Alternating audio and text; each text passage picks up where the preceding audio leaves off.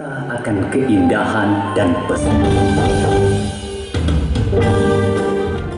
Malam penganugerahan Bujang Gadis Palembang digelar di Ballroom Hotel Santika Premier Bandara.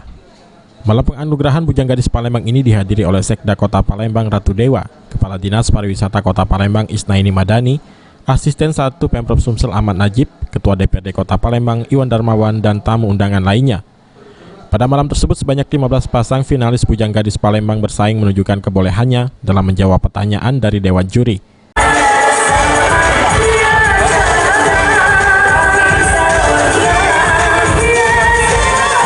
Dalam sambutannya, Sekda Kota Palembang Ratu Dewa berharap kepada Bujang Gadis Palembang yang terpilih mampu menjadi marketing program Kota Palembang agar wisata Palembang lebih dikenal oleh wisatawan yang berkunjung ke Palembang dan juga dapat mewujudkan Palembang Emas Darussalam.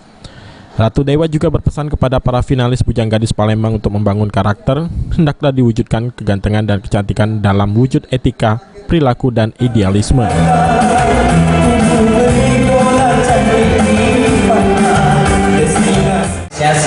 Kepala Dinas Pariwisata Kota Palembang, rekrutmen pada tahun 2019 ini agak beda dengan perekrutenan pada tahun-tahun sebelumnya.